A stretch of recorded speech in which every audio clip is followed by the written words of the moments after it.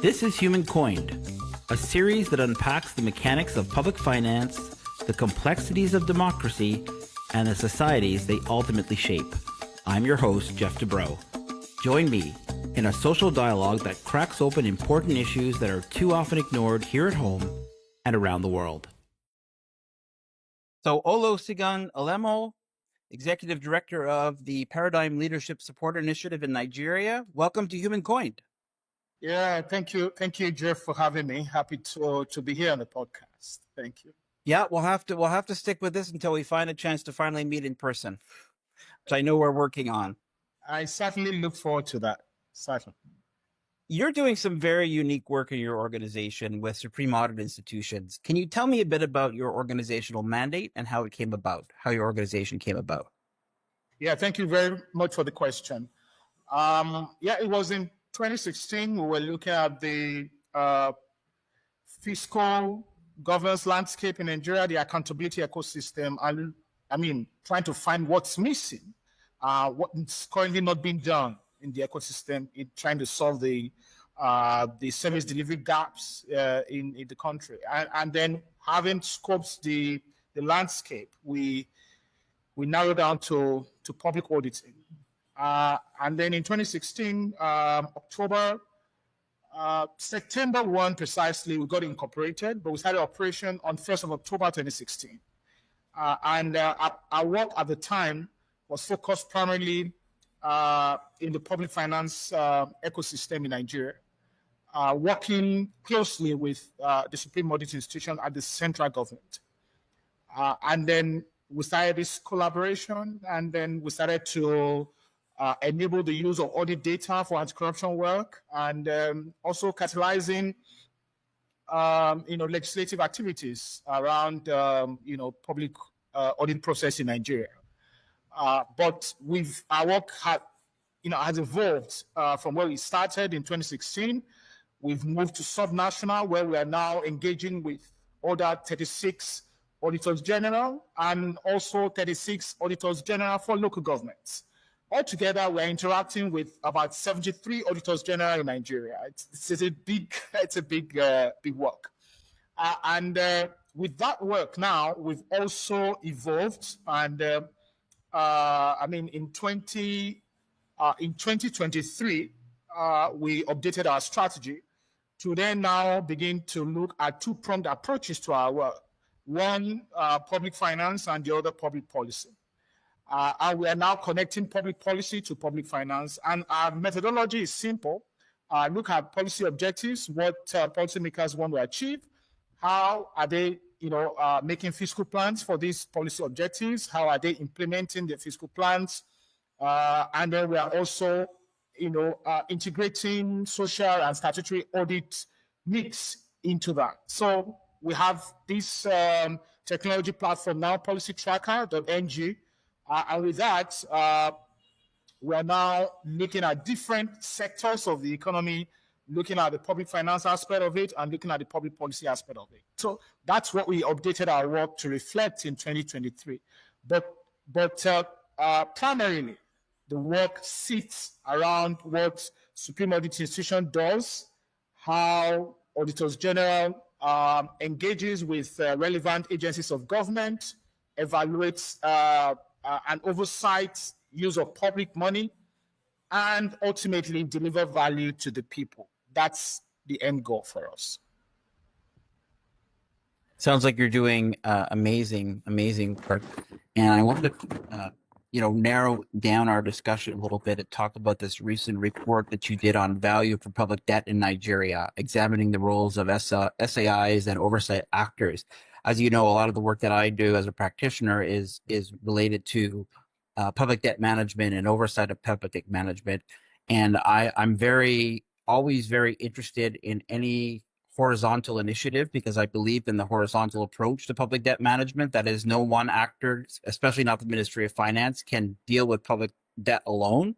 So the role of SAIs in public debt is something I think that's a fairly untapped area. If you look at sort of global expertise, there's not a lot of material on that issue. Yeah. So I wanted to start with a really interesting excerpt from your report, where you say that despite constitutional provisions and fiscal regulations intended to guide responsible borrowing, weak oversight, limited public scrutiny, and poor implementation of audit recommendations have allowed debt accumulation to occur with little accountability. This is our starting point. So can you elaborate a little bit on what those gaps are and how they affect public debt management overall? Yeah, thank you. Thank you, Geoff, again. So in terms of, the issue around weak oversight, insignificant public scrutiny around public debt, say that, for instance, the transparency around public debt management in Nigeria is very, very poor. I mean, the process by which public debts are negotiated, public debts are acquired and utilized, there is little to no involvement of civic actors in that ecosystem. Yes, a few of us, a few of our colleagues, do some work on fiscal transparency, but that much work is largely around the organic budgets that is passed year in, year out. But when it comes to how funding flows into the budget, which of course also has to do with how public debts are acquired, you don't see much of civic engagement in that. In fact, you don't see much of oversight involvement in that. And what I mean by oversight involvement, so we just break it down to our audience, is that how much role do the legislature play in negotiating public debts, in acquiring public debts, and in utilizing public debts? I'll give you an instance. So, for instance, the supervisory board for the debt management office, you have everybody except legislative representation and representation from Supreme Audit Institution. In fact, the chairman of that supervisory board is the vice president, who is from the executive. The deputy chairman is the minister of finance. And then you have other members, including the governor of the central bank. You have the director general of the DMO as the secretary. You have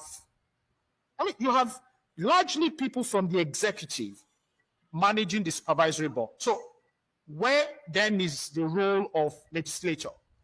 From our understanding, we believe that supervisory board, which is the governance going on for debt management in Nigeria, should involve and include representation from Parliament and representation from Supreme Audit Institution. So not having that is a huge accountability gap on its own. Then there's nothing that says that you can't even have civil society representation on that board. I mean, you have very knowledgeable expertise from the civil society. So if you then have a civil society representation on that board, it gives the civil society community the view that yes, you have non-state actors who are also looking into how debts are negotiated, acquired, and utilized ultimately. So that's what we mean by weak oversight and inadequate public scrutiny, and then even post negotiation, and when you come to actually utilize public debt, the transparency in that space is very limited. For instance, who is the country borrowing from? What are the terms of the engagement, the borrowing? What are the risks involved in this borrowing plan? What is the maturity date for this borrowing? What are the interests payable on these loans and things like that? And you know that there are different loan providers, debt providers. So we want to see a situation where there is increased transparency. Let's put all the information out there. Maybe at the governance level, you have some limited involvement, participation of key stakeholders. But like I have said, Those stakeholders must include legislative representation, representation from supreme audit institutions, and civil society, which currently is not the case. We want to see something that moves towards that, so that we can open up the space for more engagement. And then when it comes to actual utilization of the debt, after the negotiation has been concluded, we want to see those debt documents published for public access, so that citizens can then ask questions where those questions require to be asked. And what are you seeing in terms of the capacity of the Auditor General to review the public, for example, the financial statements, the annual report of the Auditor General? Does that report include public debt figures? Do they have the capacity to analyze the debt figures and comment on the accuracy of the information provided by the executive branch? What are you seeing in terms of the capacity of the executive branch of the Supreme Audit Institution in that regard? Well, I think currently the kind of insights we've drawn from reports of the Auditor General that we've reviewed, and we've reviewed several reports of the Auditor General, not precisely now for the federal government. You don't have disaggregated data that links to public debt acquisition and utilization. And we feel that there's a huge gap there. In fact, the kind of capacity that is displayed when you look at the report of the Auditor General is very, very limited capacity displayed. And I'll give you an example. So in Nigeria, for instance, you have approximately about 1,000 ministries, departments, and agencies of government. Number one is that the Auditor General is not empowered by the Constitution to audit statutory bodies, SOAs, as you may call it. What the Constitution allows the Auditor General to do is to conduct periodic checks. And we haven't had much periodic checks reports. I mean, maybe if we have any at all, maybe we'll have 2 periodic checks in the last 2 decades. That tells you how the SOAs, go under the radar in terms of, oversight of a Supreme Audit Institution. But let's even narrow down on the core agencies of government that the audit institutions play oversight on. So we conducted a research in 2021 thereabout to look at the number of agencies covered in the report of the Auditor General annually. And it will interest you. We looked at a 5-year trend between 2017 to 2020 thereabout, and 2021, I think. And what we saw was that the Auditor General did not audit more than 25% of agencies of government in a year. What that tells you is that 75% of agencies of government go under the radar every year without audit. The methodology for selecting those agencies that will be audited, I don't know, because we'll have to defer to the Auditor General on that kind of information. But what we see is that there's a huge gap there, in that many agencies just operate annually and move on to the next year, receive their budgetary allocations, and they can go on for 4 or 5 years, 10 years sometimes, without having been audited at all. That's a very huge problem there. Now, that's a technical gap. Now, when you look at even post-audit activities, the timeline for releasing reports of the Auditor General is also a very big issue. The 2020 and 2019 report of the Auditor General, for instance, in Nigeria, took more than 30 months after the end of the financial year for work to be concluded on it and to be released, to be submitted to Parliament and to be released to the public. That's also a very huge problem there. And Parliament has also come to complain that how do you expect us to hold people accountable when they've had more than 30 months to to jog around with public money. So those are real issues. So in terms of the comprehensiveness of audit reports and audit activities, and then the timeliness of audits report itself, we think that there is, a huge work that needs to be done. Likely some, due to capacity, some due to funding challenges, some due to gaps in the legal framework. In fact, majority due to gaps in the legal framework. But I think that if all the stakeholders come together and agree that we need to solve this puzzle, I think we can move the needle a little bit. And one of the things I like to say is, no country in the world has strong debt oversight unless they have strong budgetary oversight to begin with, because debt oversight is a subset of the larger budgetary oversight process. So it does concern me when I hear you say that it took 30 months, because I think the systems are all geared in SAIs in Africa. They're all geared towards ensuring statutory compliance or compliance with the statutory requirement of submitting that annual report. And a lot of the other types of audit, including performance audit, will often suffer because it will be an all hands on deck situation to get that annual report out. Yeah. What you're saying is that, unfortunately, in that case of Nigeria at the federal level, that's not happening. Even if it's all hands on deck, the delay of is not meeting the statutory requirements of submitting that annual report. That's correct? Absolutely. Currently, as we speak now, we're in 2025, and this is August 2025. We don't have the report of the Auditor General, not even the statutory report that you referred to. We're not talking about specialized report now. We're talking about the statutory report that the Constitution requires that the Auditor General submits to Parliament annually. We don't have that of 2021. That of 2022 currently. We don't have it. So you have the 2022, the 2023, and 2024 currently outstanding, and it's a big problem in that regard. If you're struggling to produce those constitutional required documents, then that's right. How much time do you then have to produce specialized reports?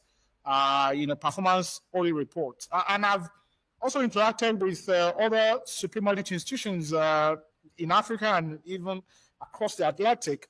And for instance, I know the NAO produces, the UK NAO produces more than 80 performance audit reports annually. So in that case, we're not talking about financial and compliance audit report. We're talking about performance audit report that addresses service delivery gaps to the people and ensures that services are delivered optimally to the people. So that's the kind of thing you want a supreme audit institution to also focus on, but where you're struggling to even deliver on constitutionally required obligations, then that's a big problem. Yeah, it's a big problem indeed. Sometimes the challenge for the SAI lies in getting that information from the entities, right? Like the entities are not preparing their own financial statements, for example. So do we blame the SAI entirely, or is part of the challenge is the SAI saying in their report, look, it took us forever because we had to get information from the line ministries, for example? Well, yeah, you can't blame the SAI completely for all the shortfalls, right? Like I mentioned earlier, there is a problem with the legal framework. So if you have a legal framework that does not spell out clearly to the Accountant General of the Federation on how much time he has to consolidate the financial statement and submit it to the Auditor General for review, you're going to have this kind of problem. So currently the Constitution provides a timeline for the Auditor General to submit his report to Parliament, and the Constitution provides for a 90-day window to submit that report. But the same Constitution does not mention what timeline the Accountant General has after the end of the financial year to consolidate the financial statement for all agencies of government and submit it to the Auditor General. So you have a situation where the accountant general can take forever in consolidating the financial statement. But as soon as he decides to submit the financial statement to the Auditor General, and he does so, the Auditor General then has 90 days to deliver that his audit report to Parliament. So there's a huge gap in that regard. And our advocacy had been targeted in ensuring that we'll have a modern audit law that addresses that kind of gap. You can have that kind of gap go on, and then you expect efficiency in the system. So what we've proposed, and the bill that is currently before the National Assembly in Nigeria, which has been passed, incidentally, unfortunately, passed by the House of Reps, but still awaiting concurrence by the Senate. One of the clauses in that bill provides that the Accountant General shall now have 90 days as well in preparing his financial statements. And once he submits it to the Auditor General will also have 90 days in auditing the financial statement and submitting its audit report to Parliament. And the Parliament, which is a big deal here now, will now have 120 days, I think, if I'm not mistaken, in concluding the review of the Auditor General's reports. If we're able to get the bill concurred to by the Senate and signed by the President, it's going to be a game changer for public auditing in Nigeria and accountability, really. Well, that's very encouraging to hear that. I think you're right that I like to emphasize the need to have a strong alignment between Constitution, primary legislation, secondary legislation such as Treasury instructions, etc., that help to better define the process. Sometimes, the question could be if Nigeria's first republic was, you mentioned 1999 earlier in our pre-call, right? So it's been 26 years. I've had former ministers in other countries, in other West African countries, tell me there's a reason why we have not well-defined legislation, not well-defined processes. It makes corruption easier. It makes it easier for the government to avoid scrutiny. Is that why it's taken so long to get this legislation through the National Assembly, or to get the executive branch to draft this legislation? Yeah, I think so. I think, when you have a culture that has gone on for quite some time and people have benefited from that culture, you want those who have benefited from the culture to then change the culture. I think it's going to really, really be problematic. In that case, you would need someone who understands the issues first and foremost. Second of all, who has the public interest at heart. And third of all, who has the political will to get things done. So I think we've not had a combination of all these three that I mentioned in any government since the Fourth Republic. Maybe now, I don't know, but even now you still have some misses here and there. So what I'm saying is you would need someone who understands the issues. Why a public finance management system that is efficient and effective links to policy priorities of your administration and helps you to deliver those priorities. And if those priorities actually advances public interest, and you as the head of the government, are able to exercise strong political will and saying that no matter what comes in the way of all of these, I'll get this done. Then we'll be able to move things. With respect to the legal framework for public auditing in Nigeria, what we've had since 1999 is that we've had presidents who've had the opportunity. In fact, I think in during the tenure of former President Obasanjo, who of course ruled the country between 1999 and 2007, the audit law was sent to him. He refused assent to the law. During former President Jonathan, who was elected in 2011 and ran the government to 2015, the audit law was equally sent to him for assent. He refused assent. Also, during the former president, the late former president, now President Muhammadu Buhari, who led the government from 2015 to 2023, the audit law, the audit bill was equally sent to him. He refused assent as well. So, so that again tells you, I mean, it points you in the direction. Why are successive presidents refusing to assent to a bill that empowers the country's supreme audit institution to be able to do its work more effectively? Like you mentioned, we're not just going to rely on the constitutional provisions, right? We want the constitutional provisions are there because they provide the foundational structures for things that need to be done, but you also need legislative instruments that provides details to how those constitutional provisions should be applied. And that is what is missing currently. And without having those legislative, acts of the parliament that provides those details, we're going to continue to have these gaps. Unfortunately, it's us, the people, that pays ultimately for those gaps that exist. And you mentioned that the bill was awaiting concurrence in the Senate. I like to call that, we have a Senate as well in Canada, right? I like to call that languishing rather than awaiting concurrence, right? Absolutely, absolutely. But I can understand the challenge. Let's talk about what your organization can do or is doing, and what civil society is doing in Nigeria to make sure that there's not another repetition of a law that's passed, in this case, only by the National Assembly, but a law that's passed, an audit law that's passed that will increase transparency and accountability, but doesn't get through the government system. What is civil society able to do about that? What we've done and we're doing is engaging the different stakeholders, right? And just recently, I mean, we've had to engage multilateral institutions.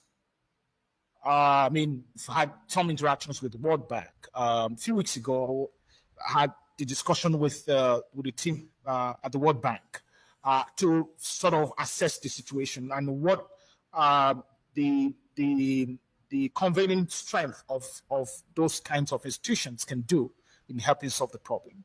We've also had conversation with the IMF and how IMF can sort of use its strength to advocate. A few weeks ago, also, I discussed with a team from the U.S. Embassy who wanted to understand the issues and what can be done. And after our meeting at the embassy, I know that the team from the embassy also had to visit, legislators to then further, discuss some of the matters that we discussed privately. But after that, I've had interactions with the chair of Public Accounts Committee, whether at the Senate or the House of Reps. And the last meeting I had with the chairman of Public Account Committee at the House of Reps gave indication that the Senate will do something very, very, very soon. How soon? I don't know. Politicians, their timeline seems to be a bit different from the timeline for ordinary citizens. So those are things. We're engaging the different stakeholders, whether within the executive, the legislature, and the diplomatic community, the development ecosystem, and using all avenues to see how we can get this over the line. But it is not only about getting the law, the bill over the line, assented to, and becoming law. I think also we need to start looking forward. If we have the law assented to, then what happens in terms of implementing the different provisions of the law? Does the Absolutely. current SAI, as it is structured, does it have the capacity to implement the law? And I'll give you an example. One of the issues that we're also dealing with constitutionally is the powers of the Auditor General to audit statutory bodies, including SOAs. And there is the contention. I was just going to raise that, by the way. Go ahead, please. I'm sorry to interrupt you. I was just going to raise that. Yeah, there is a contention currently within the National Assembly on whether that power should be granted.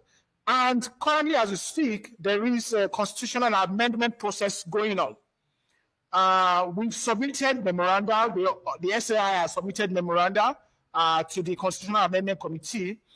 If we're able to get the federal legislators agree to that amendment, and we're also able to get 2/3 of the state parliaments to also agree to it, it means that we will have a change in how things are done with the SOAs and the kind of accountability mechanisms. Oh, yeah, that's tough.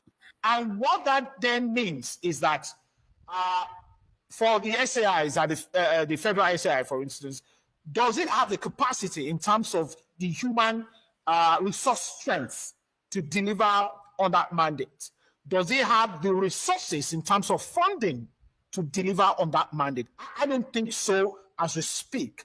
When you look at the human resource capacity, it's not where it should be in terms of delivery on all of these obligations. And when you look at the funding allocation to the SAI, you have an SAI that is largely underfunded. And what do I mean? The anti-corruption agencies in Nigeria get almost 12, 13, 14 times budget of the SAI. So you have a country that prioritizes more anti-corruption than preventing corruption. That's what it means. You want to fight corruption, but I mean, why would you not rather put systems in place that prevents corruption from happening in the first place than spending billions of dollars, trying to identify corruption and nipping them in the bud? So those are real issues. And I want to ask you a couple of things about that. First of all, you mentioned the constitutional amendment. Here in Canada, we have lost, because our amending formula is so rigid, our constitutional amending formula is so rigid, I would say we have lost key opportunities to renew our democracy because of the fact because if someone mentions amending the Constitution in Canada, politicians run in the other direction. It is a bottomless pit. I'm not going to comment on your prospects for amending your constitution, but what I do want to ask you is it absolutely necessary to have an amendment in order to allow the Auditor General to audit statutory bodies, or could that be created in legislation? Yeah, it can be stated in the law, right? Currently, the problem is that the Constitution is very clear that the Auditor General does not have the power to audit statutory bodies. I see. So we need that to change. What the Constitution then provides for, even though it doesn't grant the power to the Auditor General to audit statutory bodies, what the Constitution provides for is that the Auditor General has the power to appoint external auditors that will then audit these agencies. There's a big problem there because it is these agencies that pay the external auditors for their services. So, and that creates a huge gap there in terms of the reporting mechanism, what the external auditor reports, and it's what the external auditor reports that he then submits to the Auditor General's office, right? So that's a big problem. The Constitution also provides for, in terms of what the Auditor General has power to do with statutory bodies, is periodic checks. And what we've, the kind of discussion we've had with the Auditor General is, the law, the Constitution doesn't give you power to conduct routine statutory audit, but you can do periodic checks. And who says periodic checks cannot be done anytime, any time of the year? And how many times there's no limitation to how many times you can conduct periodic checks in the year. The question is, do you have the wherewithal in terms of the human resources to conduct those periodic checks? Because sometimes those periodic checks will require you to have people who have tailored expertise to be able to successfully conduct those periodic checks. For instance, if you are auditing, statutory corporations in the communications sector, for instance, you would need auditors who have understanding and expertise in that subject matter. When we used to have the Nigeria National Petroleum Corporation, you had situation where auditors will go and audit, the petroleum corporation, and they don't have the necessary expertise to be able to deliver quality audits. So those are real issues. So yes, on the one hand, we need constitutional amendments that opens up the door completely for the Auditor General to go in. But currently, there's a part of the window that is opened, but the Auditor General isn't even utilizing fully that open window. Sorry, that's really interesting. And just before we move on, I'll just say that what really concerns me about what you're saying is that there seems to be a large hole or gap, which is the SOE sector. It's almost a giant blind spot, right?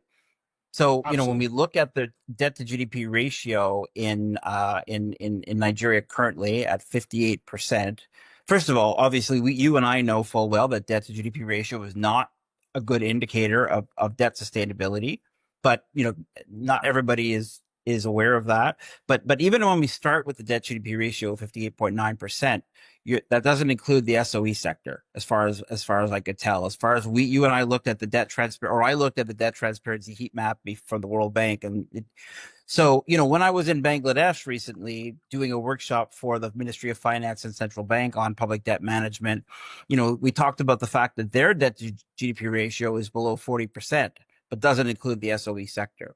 So there's a giant hole there. There's a giant blind spot, and somebody in the group mentioned, from the debt management team, mentioned that the SOE debt is much higher than the central government debt.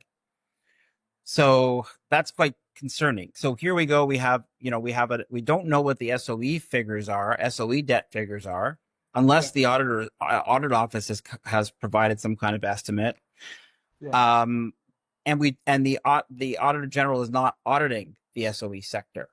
So that's what I think would be termed as a ticking time bomb, right? A bomb waiting to go off, in a sense, right? Yeah. Because we see the debt distress that other countries have experienced, partly as a result of their SOE sector being so inefficient. What are your thoughts on that? No, absolutely. And I would say, I would want to see a situation where everybody's in the basket. Everybody is in the basket. Whether SOEs or non-SOEs, you were able to, peep into what everybody is doing, what they acquire in terms of public debt, and how that impacts on the sustainability of the domestic economy. So I think that first and foremost, if we're able to lift that burden of not having the Auditor General to be able to audit SOEs, that will sort of improve the transparency of how they're utilizing resources, whether they're acquiring debts, what kind of debts they're acquiring, and how they're using those debts and all of that. How we can quickly get to that point, like I said, whether the constitutional amendment process that is currently ongoing can help, provide some sort of solution, a deal breaker of some sort in that regard, is what we're waiting to see. I'm not, overly optimistic as to what the constitutional amendment process will deliver on. But like I said, there's also a window that can be explored, which I don't think the Auditor General's office is exploring fully as we speak. And like you said, it's a ticking time bomb that we need to pay attention to. But also in the quest for transparency, I think that the debt management office will, has the obligation to then also But because if these debts have significant risk for the economy, then we will need to, like I said, put everything in the basket and know exactly where we stand in terms of public debt, actually, and whether we've overshot ourselves and what we need to do in the limiting the risk on the domestic economy. And it seems to me the choice is quite evident, which is wait for a debt crisis, which unfortunately, I mean, and I say that only in the sense, not in the Nigerian context, but we look at what's happening in Kenya, we look at what's happening in Sri Lanka. Unfortunately, a lot of these reforms only happen after the international community steps in. That's why I wasn't surprised that you mentioned, talking to the IMF and the World Bank. So the hope would be that countries would be able to adapt these types of changes voluntarily before it's too late, rather than waiting for collapse, absolutely, societal unrest, etc., etc. Absolutely. I just want to ask you one other question before we wrap up, which is related to the Public Accounts Committee. I mean, you mentioned, of course, when it comes to public debt, you have, we've talked about some challenges with the Auditor General's reports. You did publish a post very recently commending the House of Representatives Public Accounts Committee for completing the audit cycle, which means that they reviewed the report and the report was adopted by plenary. But that's kind of where the good news stops, in a sense. Do you want to talk a little bit about that and explain why that's problematic? Well, yeah, I think that, so for instance, since the Fourth Republic in Nigeria, we haven't had a situation where the Public Account Committee, whether at the House of Reps or in the Senate, concludes any part of the audit report. And usually we would have the Public Account Committee, either of the chamber, looking at maybe 1 year of a report here, another year of the report there, and and all of that. So they sort of split the work between the two committees. The process we've had to concluding the audit cycle in Nigeria was in 2018, when the then Public Account Committee chair, Honorable Chinder, rallied the committee to see, okay, how much work can we quickly get done in reviewing the report of the Auditor General. I think at the time they were reviewing the 2016 report of the Auditor General. So we had this engagement, and we were, asking questions about, completing the process. But that never saw the light of day in terms of completing the process. And I know that these things sometimes become tools of negotiation for legislators, for politicians, especially the report of the Auditor General. In a system where you have, high level of, corruption tendencies, you often see a situation where, the legislators now use the report of the General as tools to negotiate, some sort of, benefits. You might call it from agencies of government, or those that have been queried or reported to not have accounted for one thing or the other. But what happened now, and the significance of what happened now, is that for the first time in 26 years, you now have a Public Account Committee that was able to conclude the process. I'm sure it wasn't easy for that committee as well to conclude that process. Because I can imagine what goes on behind the scene in trying to get this process concluded. But ultimately is that the committee reviewed the report of the Auditor General and then, provided its own recommendations, what you can call secondary recommendations. The recommendations of the Auditor General is the primary recommendations. So when you then have those secondary recommendations, and then because of the way it's structured in Nigeria, you then have the committee will have to take those recommendations back to plenary and review it clause by clause, and have the plenary to then sustain or reject any of those secondary recommendations.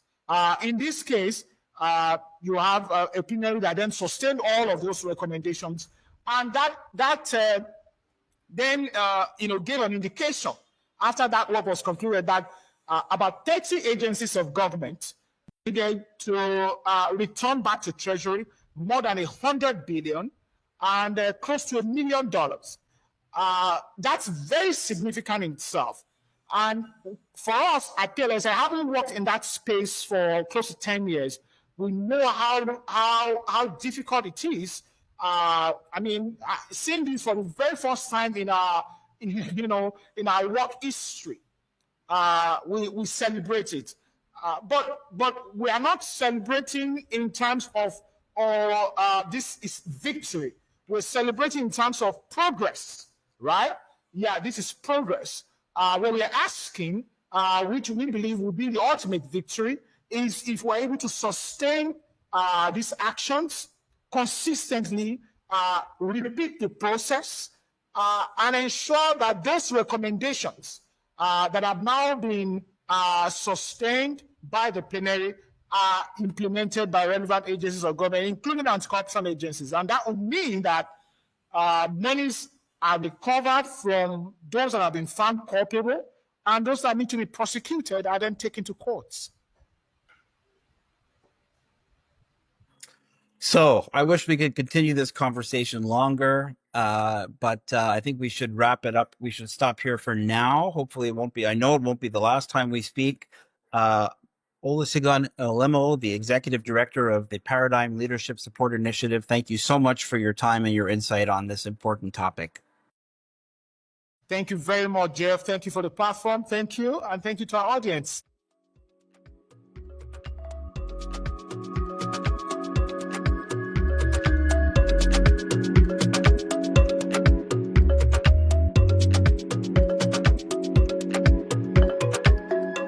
HumanCoined is an integral part of Nexus PFM Consulting. If you enjoyed this episode, you can also find us on YouTube and on your favorite podcast app. If you have any questions about the work we do, you can contact us at info@nexuspfm.com.